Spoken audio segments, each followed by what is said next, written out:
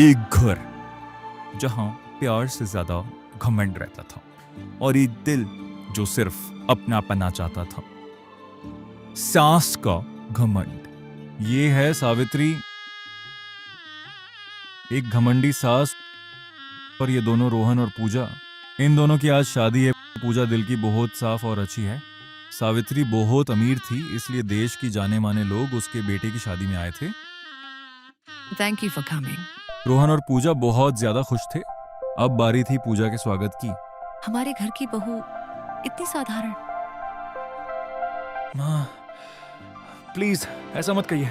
ये है माया, सावित्री की नेबर। ये बहुत ही शातिर और जलनखोर है। जब तक ये लड़की इस घर में है, ये परिवार टूटेगा नहीं। और मुझे खुश परिवार पसंद नहीं। मेरे पास एक आइडिया है। तुम एक काम करो, तुम्हारा 9 करोड़ डीडीएच का हीरो का हार छुपा दो। अगर हार गायब हो जाएगा तो शक सीधा बहू पर जाएगा।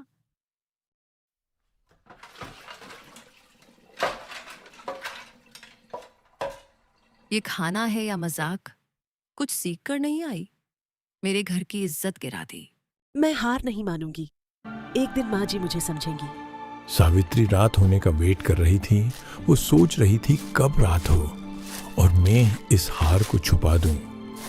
सावित्री और माया दोनों ही हार को छुपाने के लिए अच्छी जगह ढूंढती है।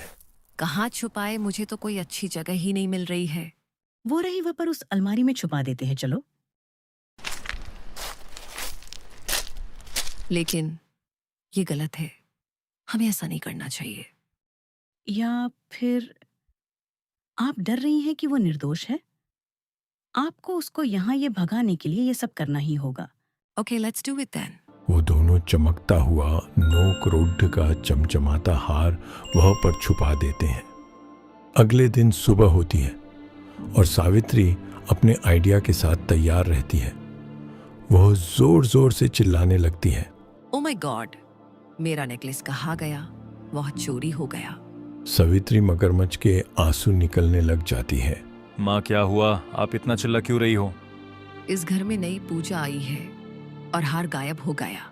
क्या माँ, आपको कोई गलत फहमी हुई है? मैंने ऐसा कुछ नहीं किया। मैं निर्दोष हूँ। वहां पर खड़ी हुई नौकरानी सारी बातें सुन रही थी।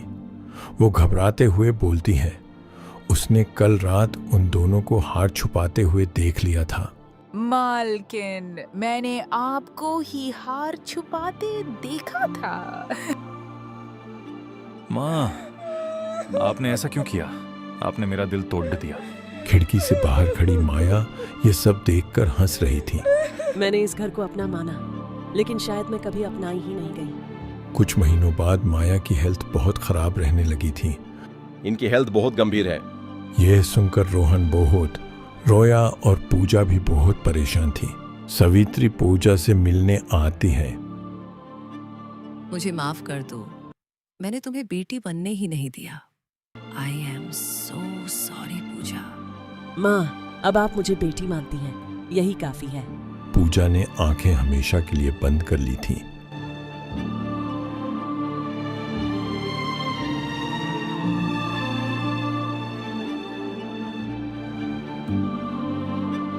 कुछ दिनों बाद सावित्री तेज बारिश में मंदिर जाती है।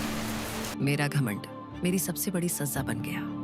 कुछ दिनों बाद माया को उसकी गलती का अफसोस था और रोहन तो खुद को संभाल ही नहीं पा रहा था।